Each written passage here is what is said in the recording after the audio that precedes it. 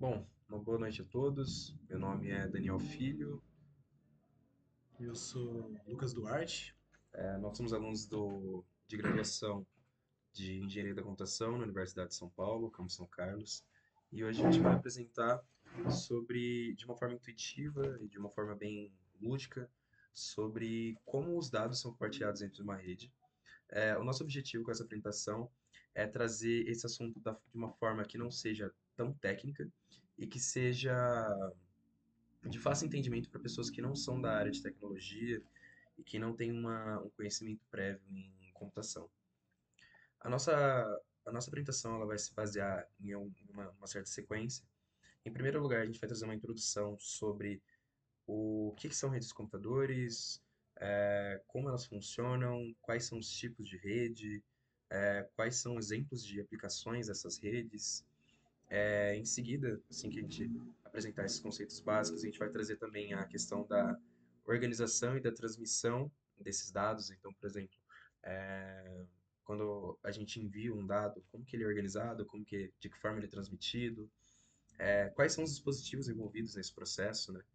Então, desde um smartphone ali como ponta até um servidor, é, também a questão de software, por exemplo, um firewall, como que ele vai tratar da segurança desses dados, como que a internet ela sabe, né, qual que é a origem e o destino desses dados. Então, por exemplo, dentro de uma rede, como que o computador ele vai saber quem sou eu que estou enviando os dados e dentre bilhões de pessoas no mundo, como que ele vai saber qual é a pessoa certa a quem eu quero enviar. A gente também vai trazer uma simulação de um software chamado Packet Tracer, ele é da Cisco, uma das maiores empresas que mexem com periféricos de rede de todo mundo. Referência. E após isso a gente vai trazer também a conclusão sobre o assunto. Bom, então, em primeiro lugar, né, reforçando, a gente quer trazer esse conteúdo de uma forma não técnica, mas sim uma forma de fácil entendimento para pessoas que não são da área. Então, talvez alguns conceitos a gente trate eles de uma forma meio grosseira, mas para fins didáticos. Então, o que é uma rede de computadores? Uma rede de computadores, elas são uma série de dispositivos que estão conectados. Então, o que seria um dispositivo? Um dispositivo, ele pode ser desde um smartphone, que é o que a gente está habituado, um computador, um tablet, até mesmo outros dispositivos que a gente chama de IoT, que são dispositivos conectados à internet, que a tradução significa internet das coisas. Então, por exemplo, a gente tem um relógio que ele é conectado, a gente tem uma geladeira, a gente tem um interruptor, a gente tem uma luminária, a gente tem uma lâmpada. Todos essas pontas, né, elas são consideradas dispositivos e quando eles começam a se comunicar, a gente tem a formação de uma rede, né, de computadores. E agora, qual que é a importância da gente ter uma rede de computadores? Vamos pensar que assim, a gente tem uma impressora. Essa impressora não necessariamente ela precisa estar conectada a um computador para ela funcionar, né? Porque, por exemplo, a gente tem outras funções da impressora que a gente pode usar, como, por exemplo, um Xerox sem que ela esteja conectada à internet. Ou, por exemplo, um relógio, um smartwatch. Ele vai funcionar, ele tem a sua funcionalidade sem estar conectado em uma rede. Porém, a maioria dos dispositivos, quando eles estão conectados em uma rede, eles oferecem funcionalidades que se eles não estiverem conectados, eles não vão conseguir oferecer. Então, por exemplo, uma impressora. Quando ela estiver conectada em uma rede, você, através do seu computador, do seu celular, você consegue enviar um PDF, você consegue enviar uma imagem, você consegue enviar um arquivo para que ele seja impresso. Ou, por exemplo, quando você está com a sua Smart TV conectada, ela vai funcionar se ela não estiver na internet. Porém, se ela estiver na internet, você vai fazer com que um vídeo que você esteja assistindo no YouTube no seu celular, você consiga transmitir e enviar para sua televisão. Justamente, a maioria dessas coisas são pensadas na questão do conforto e de oferecer outras funcionalidades. E o nosso objetivo é entender como isso funciona. E dado isso, a gente consegue entender a importância da conexão desses dispositivos. E agora, tratando sobre os tipos de redes, a gente tem essas quatro siglas, que é a LAN, a PAN, a WAN e a MAN. Porém, a sigla em si não é importante nesse conceito, nesse momento, mas sim o conceito que vai ser apresentado sobre eles. E a gente vai trazer isso de uma forma super prática. E também junto com seus exemplos, né? Então, agora tratando sobre a LAN, que é uma rede local. A sigla LAN, ela significa Local Area Network. Então, é uma rede local, de dispositivos local. E o que caracteriza, né? O que diferencia ela dela ser uma LAN ou dela ser uma PAN? Uma LAN vai ser dispositivos conectados dentro da sua casa, por exemplo. Então, você vai ter, nesse caso que a gente está trazendo, uma impressora. Essa impressora, ela vai estar conectado, né? É, esse sinal dela, junto com o seu computador, com o seu celular, ele vai estar sendo enviado para um dispositivo que vai ser apresentado mais para frente. E esse dispositivo, ele vai coletar as informações que você está enviando, né, do seu celular, do seu computador que seja, e ele vai enviar esses dados para essa sua impressora, tá? Não necessariamente uma impressora, mas dispositivos que funcionam dentro da sua casa, né? Então, poderia ser uma lâmpada, poderia ser outras coisas que funcionam nesse conceito de rede local. Agora, de forma similar, a gente tem a rede pessoal. O que seria uma rede pessoal? Aqui, como exemplo, a gente está trazendo um fone Bluetooth. A rede pessoal, ela seria uma coisa que seria tratada individualmente, não seria compartilhada com outras pessoas dentro da sua casa. Então, por exemplo, o seu fone de ouvido, você através de uma rede Bluetooth, que também é um tipo de conexão, também é um tipo de rede, você consegue fazer o compartilhamento de dados e de informações desse dispositivo com o seu celular. Então, por exemplo, dispositivos que se conectam numa rede PAN é um fone de ouvido Bluetooth, é o seu smartwatch, é às vezes uma lâmpada que você consegue fazer a conexão dela via Bluetooth ou via um Wi-Fi local, né? O Wi-Fi local seria como se fosse uma rede que você não vai conseguir conversar com computadores de fora. Essa rede Wi-Fi, né, que é uma rede sem fio, assim como o Bluetooth, tratando de forma grosseira, você vai conseguir conectar exclusivamente daquele dispositivo com o seu computador ou com seu smartphone, que seja. Agora a gente tem outros dois tipos de rede que eles representam a conexão que sai da sua casa, que sai de uma coisa que não é mais pessoal sua e começa a abranger outras casas e outras pessoas. Mas é interessante comentar antes de passar que vemos que esse tipo de coisa, a LAN, por exemplo, ela já vem sendo anexada ao cotidiano de todas as pessoas ao longo do mundo há bastante tempo, desde 1990, 2000, e mais atualmente com o PAN entrando bem na vida cotidiana das pessoas. Porque a gente tem esse lance do IoT para ter internet das coisas, né, que é a sigla, para tentar conectar todas essas coisas, né? A gente tem essa impressora que a gente vem falando bastante como exemplo, mas existem inúmeras soluções criadas pelo mercado para tentar englobar a casa numa rede complexa de melhor usabilidade para o indivíduo, né? A gente tem impressora, a gente tem uma geladeira, a gente tem micro-ondas, a gente tem o próprio computador fazendo várias coisas. Existem até interruptores, lâmpadas que são ligadas pela internet, pela própria rede. Então, tudo isso está sendo bem colocado no cotidiano há bastante tempo. Mas um grande ênfase que está vindo muito recentemente, assim, desde 2010 para frente, com o surgimento dos celulares, é tudo ser conectado pelo celular, você consegue fazer basicamente tudo com isso. Você consegue conectar na sua TV e jogar um filme para lá, você consegue conectar a sua conta pessoal de um streaming para fazer esse tipo de vídeo.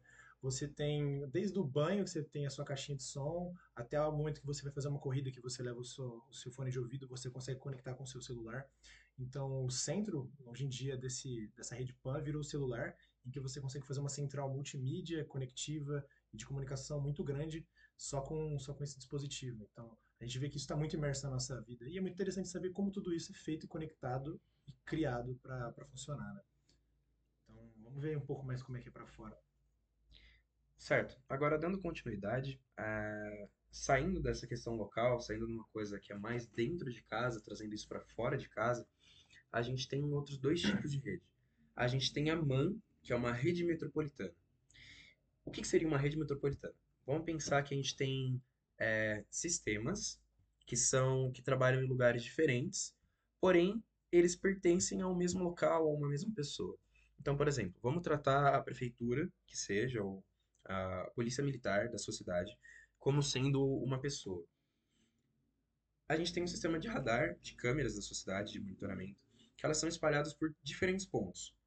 Pode ser nas entradas e saídas, nos bairros, nas escolas. Cada câmera dessa, ela é um dispositivo e ela vai estar dentro de uma pequena rede local. Vamos considerar que a escola onde estão instaladas essas câmeras, ou por exemplo uma praça, ela vai ser chamada, vamos chamar aquele lugar uma casa. Esses dispositivos, essas câmeras, elas vão se comunicar entre si, porém elas vão fazer parte de uma rede que é maior que ela, como se fosse um copo que encaixa no outro, sabe? Você tem uma peça pequena que vai ser encaixada dentro de uma peça maior. Esse é o conceito de uma rede metropolitana, porque você vai integrar essas diferentes redes de câmeras, essas diferentes redes de radares, também se aplica a conceitos hospitalares, que você trabalha o compartilhamento desses dados dentro de um local que ele é maior que a sua casa, porém ele não chega a ser tão grande quanto o mundo. Porque, por exemplo, vamos pensar que o sistema de radar da sua cidade, ele vai enviar esses dados lá para um cara que está lá na prefeitura recebendo isso. Porém, ele não vai enviar esses dados para um cara que está do outro lado do mundo, no Japão, né? Trazendo de uma forma grosseira, essa seria a diferença entre a MAN e a WAN.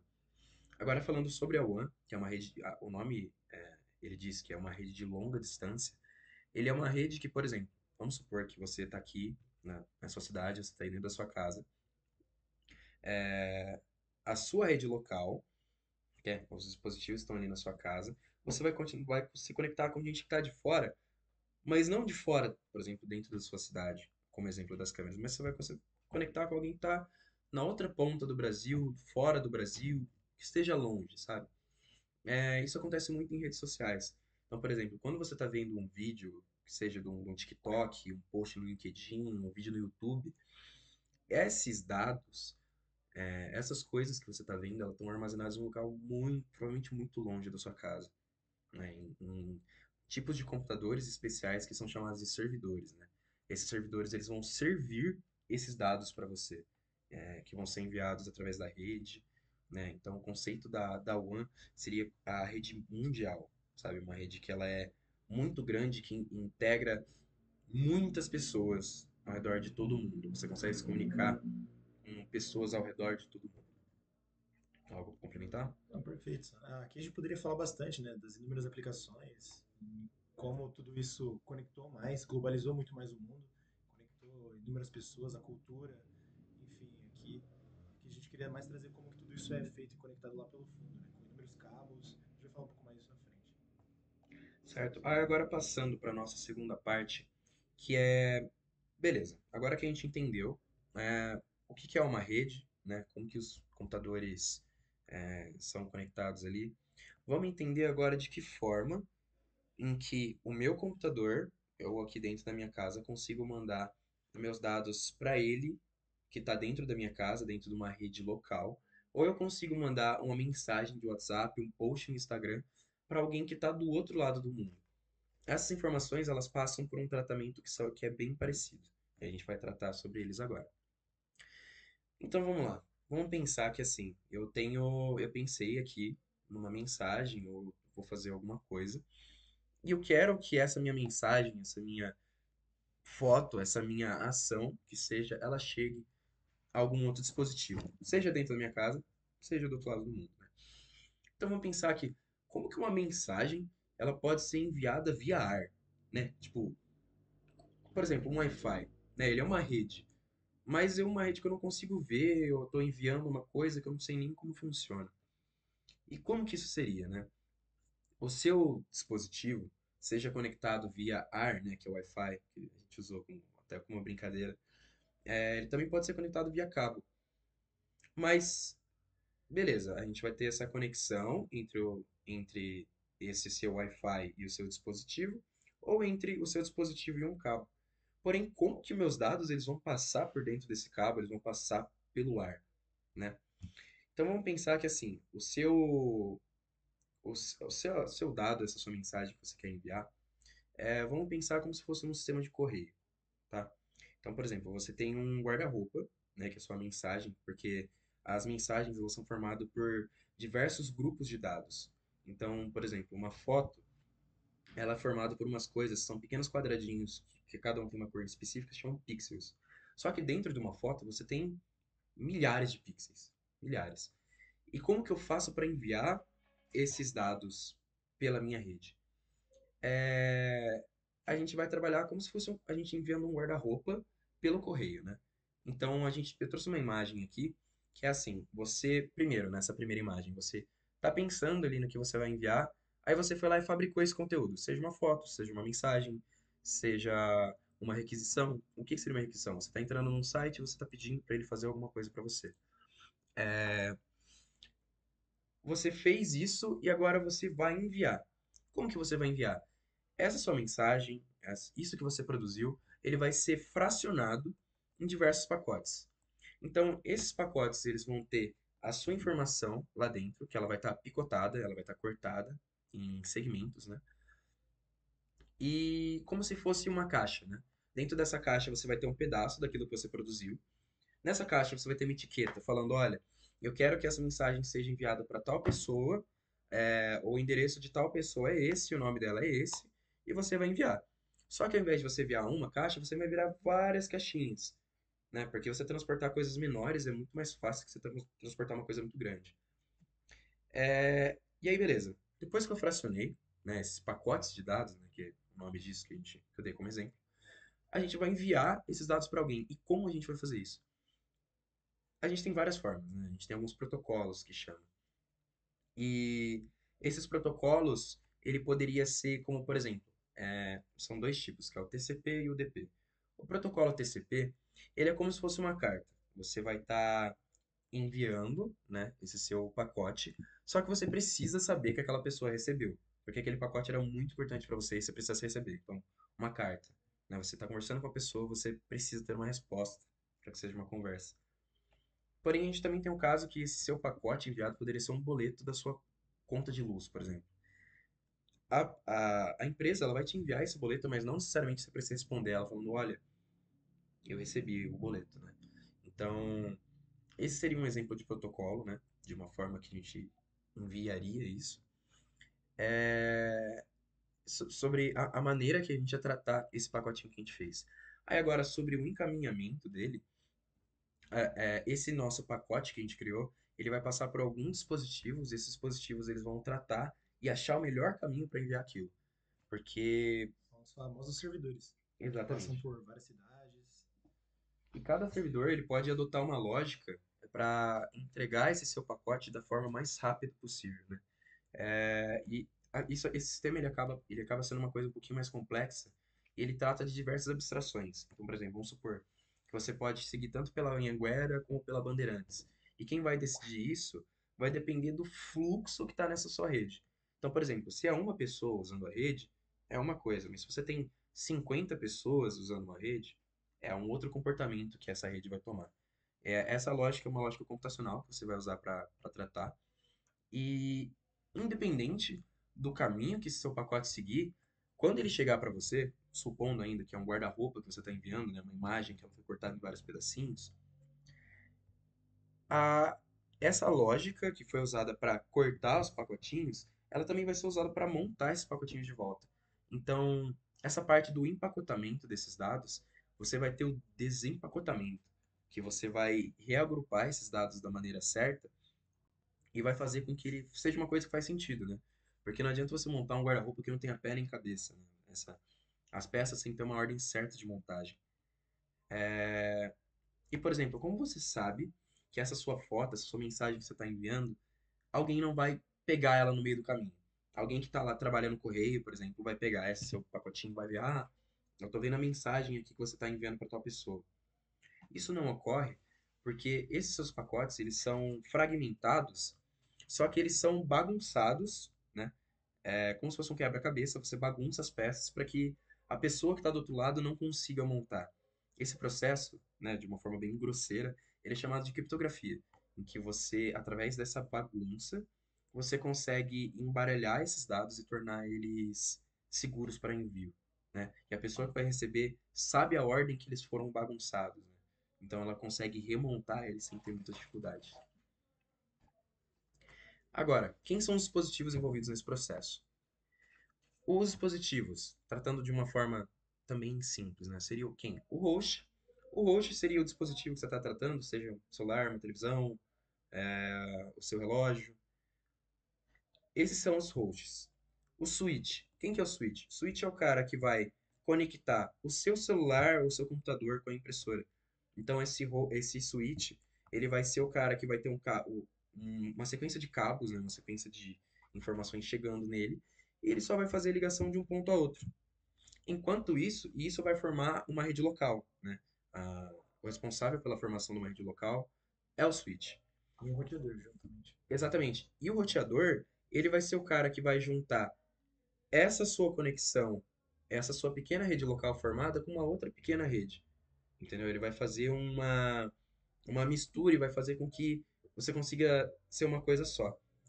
Enquanto isso, você vai ter o modem, né, que é o pessoal é o mais conhecido, né, pelo pessoal mais antigo, que é o dispositivo que vai receber esses dados do roteador e vai tratar eles para que eles sejam enviados via fibra, sabe aquele cabo que chega da rua? É o modem que vai fazer a tradução de todos aqueles dados que você está recebendo para enviar para um servidor que está fora da sua casa, que está em um lugar que no fim não interessa para gente. E esse cara é o servidor, né? O servidor é o cara que vai receber esses dados que foram enviados ali pela fibra, que aparece tanto nos comerciais. É ele que vai chegar nele, ele vai receber todos esses dados, ele vai desempacotar eles, vai ver, ah, não, beleza, eu tenho que tratar tal coisa, eu tenho que enviar para tal pessoa. E também a gente tem uma coisa muito importante, que não é exatamente um dispositivo, mas é um programa, né? É um software, que é o Firewall. O Firewall ele vai tratar a segurança do envio desses pacotes, né? Do envio e recebimento desses pacotes. Então é ele que vai. Ele seria o segurança na entrada da festa, sabe? Ele que vai monitorar as pessoas que entram e que saem, ele faz uma verificação geral sobre elas. Então, aqui a gente tem um exemplo disso, em que aqui embaixo a gente tem o nosso host, o nosso dispositivo. Aqui a gente teria o nosso switch, que está conectando o nosso host com um outro dispositivo dentro de uma rede. Isso vai formar uma rede local, né? Essa rede local vai passar por esse segurança, né, para fazer uma prevenção, uma verificação desses dados. Isso pode estar ligado diretamente daqui, já com o servidor que vai tratar isso. E também pode passar por um roteador que vai juntar essas redes e vai enviar para fora, né? Então vai enviar, por exemplo, para uma provedora e essa provedora vai enviar para uma outra pessoa que esteja fora dessa sua rede, né? Num outro lado do mundo que seja. Aí agora, como que eu sei quem que é a origem e quem que é o destino? Então, por exemplo, vamos supor que eu, Daniel, eu quero enviar um dado para o Lucas. Porém, eu estou aqui na minha casa, em São Carlos, e ele está na casa dele em São Paulo. Como que dentro dessas milhares de pessoas que existem, a internet, né, o meu provedor, meu servidor, ele vai saber que é pro Lucas que eu quero enviar e não para um outro Lucas qualquer. Dado isso, a gente tem alguns mecanismos que a gente usa, né, que eles servem para identificação e rastreamento do envio ou recebimento dessas informações. Então, a internet, ela sabe que eu vou enviar esses dados para alguém usando uma coisa que chama endereço IP, por exemplo. De uma forma intuitiva, o endereço IP, ele seria como se fosse o número de telefone daquela pessoa. Então eu, Daniel, quero enviar uma coisa para o Lucas e eu vou tratar isso pelo número de telefone dele. Só que eu, Daniel, eu não sei o número de telefone dele de cabeça. Eu sei que ele é o Lucas, né? Então, para isso, eu vou precisar de um cara que chama servidor DNS. O servidor DNS ele vai ser o quê? O cara que liga. Ah, eu sei quem é o Lucas, mas qual é o telefone do Lucas? Para isso, eu vou usar o DNS. Ele é como se fosse um tradutor, né? Em que eu vou entrar com um endereço e vou sair com nome e vou sair com o número de telefone, né? E também a gente tem outra coisa que são as tabelas de roteamento, que são, por exemplo, agora que eu sei o número de telefone dele, qual seria o melhor caminho para mandar isso? Qual seria a melhor forma de eu fazer? As tabelas de roteamento, elas vão elas vão servir como um aplicativo de mapa que a gente tem hoje para indicar qual seria a melhor rota para você traçar. Qual seria o menor engarrafamento que você ia tomar e qual a forma mais eficiente de você entregar esses dados. Para que no fim seja otimizado, para que você no fim tenha a melhor velocidade de envio, seja na sua conexão de telefonia, do seu mini pacotinho que está indo via correio para o Japão. Os provedores eles estão o tempo inteiro otimizando esses servidores para que isso seja do mais rápido possível, seja do jeito mais otimizado e em tempo real, né? Como ele falou, num feriadão, São Paulo está bem mais cheio do que em um dia mais comum. Então, eles também estão fazendo esse monitoramento o tempo inteiro para fazer com que essas tabelas de roteamento sejam atualizadas constantemente para que, no fundo, você tenha a melhor velocidade possível. Exatamente. E dada toda essa transferência de dados, a gente tem uma parte muito importante que é sobre a comutação de pacotes, né? Que é sobre aquele processo que a gente estava explicando de pegar essa informação, quebrar ela em pedacinhos, bagunçar esses pedacinhos e, porém, mesmo com tudo isso quebrado e bagunçado, quando a minha informação chegar para o Lucas, ele vai conseguir juntar esses pedaços de novo e ter aquela mensagem de forma íntegra, né? Não seja uma mensagem toda bagunçada. Então, é dessa maneira que a gente de uma forma bem prática, né, de uma forma bem intuitiva, que a gente consegue saber que a internet, né, um servidor, um provedor, ele consegue saber quem sou eu e para quem eu estou querendo enviar alguma coisa, para quem eu estou querendo me conectar. E dado esse contexto, a gente tem uma aplicação que agora a gente vai trazer para uma parte mais técnica, que é sobre o Packet Tracer, né, que é um pacote que a gente vai simular como seriam entregues esses dados. Bom, então vamos lá. A gente viu até agora, demos uma boa contextualizada, mas vamos ver como de fato isso acontece lá embaixo. Vamos falar um pouco aqui, um pouco mais matematicamente, de como os servidores eles entendem essas redes. Vamos pensar lá embaixo, lá de novo pelo começo. Eu prefiro começar aqui pelo nosso exemplo, lá no nosso Packet Tracer, para ficar um pouco mais lúcido e a gente voltar para a parte técnica. Aqui a gente tem elucidado duas redes, uma rede completa, que é tudo, que tem essa bola cinza e essa bola vazada, que são duas sub-redes de uma rede maior. Aqui à esquerda, a gente, na verdade, nesse tudo, uma simulação, uma emulação do que seria uma empresa em que há dois departamentos diferentes se comunicando entre eles. À esquerda, a gente tem o departamento de marketing, uma mesma empresa, junto com o departamento de inteligência, que é aqui à direita, respectivamente a elipse azul e a vazada. E entre elas, a gente tem uma conexão serial, que é esse cabo vermelho aqui, que ele faz uma comunicação especial, que não convém muito ao momento, para fazer essa comunicação entre esses roteadores. Como o Daniel falou mais cedo para a gente, aqui a gente tem os hosts, que são os usuários padrões, computadores, laptops, celulares, enfim, conectados via switch a um roteador. Esse roteador é o que vai fazer essa ponte lá fora com outros roteadores, porque os roteadores eles se comunicam entre si, não switches ou coisas assim. É nessa arquitetura que funciona. Bom, então vamos simular uma comunicação aqui. Vamos dizer que eu queira enviar um pacote daqui para outra rede. A gente vai conseguir, a gente vai fazer uma simulação aqui rapidinho para que para que isso aconteça. Aqui.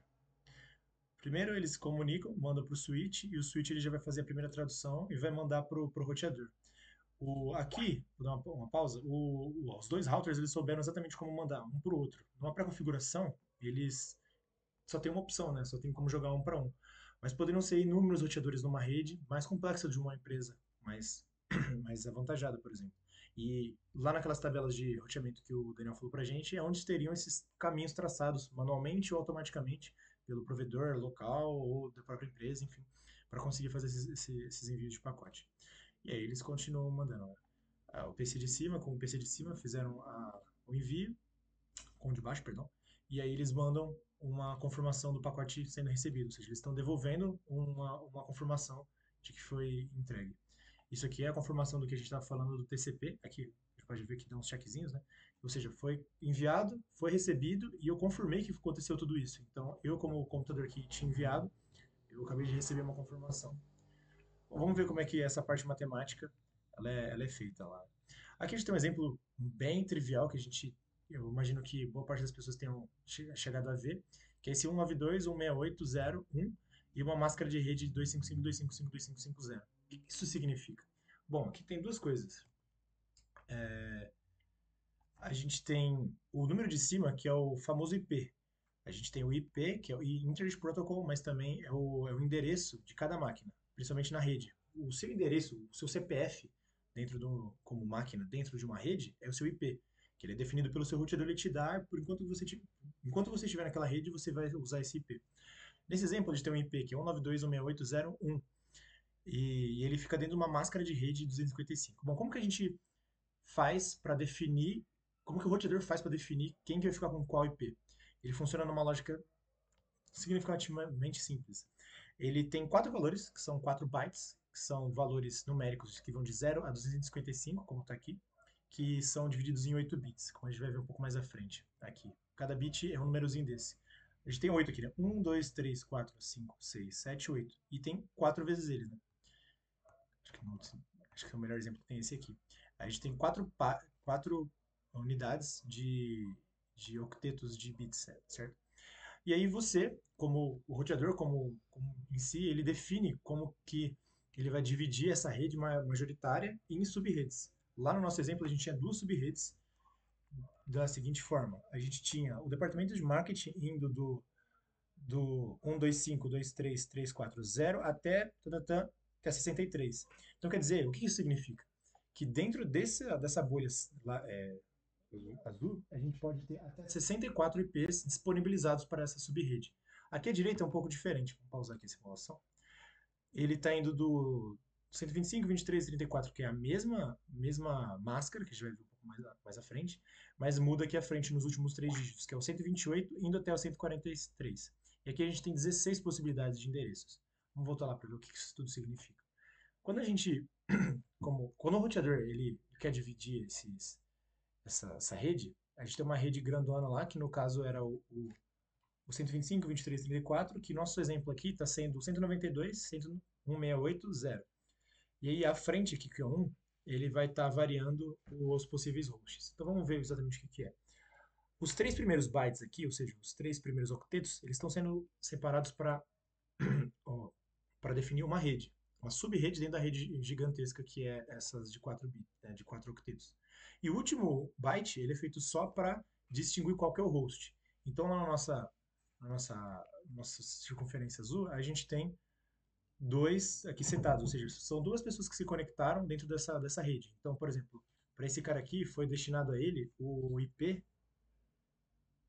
1. Opa, não, o IP 2. Ou seja, 1, 25, 23, 34, 2. E o de baixo, imaginei eu que tem sido 3 pela lógica de sequência. O 3. E assim consecutivamente. Todos ficaram sobre a mesma rede.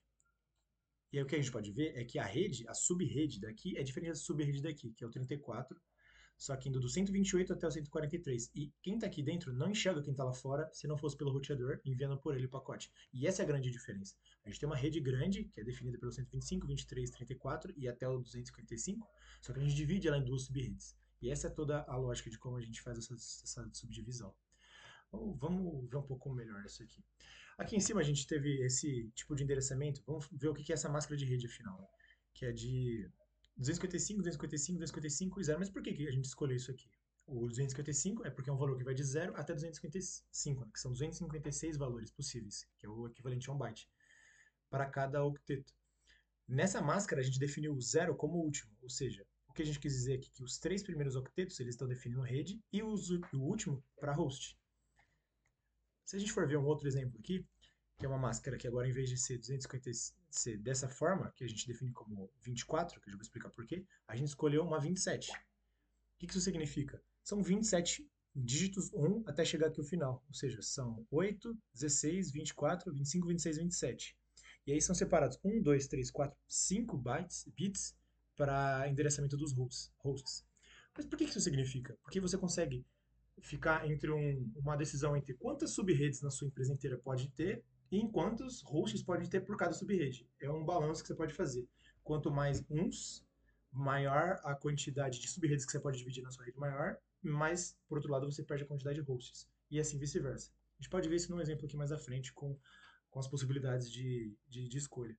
Com o 30, que é um dos mais comuns, você tem essa máscara sub-rede, e você consegue endereçar 64 redes, mas em cada uma delas você só consegue 4 hosts em cada um. Ou seja, você consegue dividir sua casa, que tem esse tipo de, de rede definida no seu roteador, em 64 mini roteadores abaixo dele, só que só que com um limitante de quatro IPs conectados dentro dele. Mais à frente eu vou falar que exatamente não são quatro, sempre perdem dois. A gente vai ver por quê.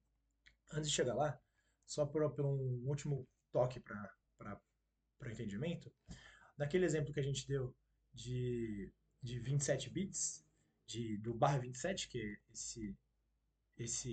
essa máscara de subrede aqui, que é o 224, a gente, na prática, tem esse tipo de configuração, em que temos 27 uns, e esses últimos uns, 27 primeiros uns são destinados para fazer as subredes, e os últimos 5 para fazer os hosts em cada subrede. E nessa configuração a gente pode ter 134 milhões de opções de subredes dentro dessa rede majoritária, com cada uma 32 volts apenas.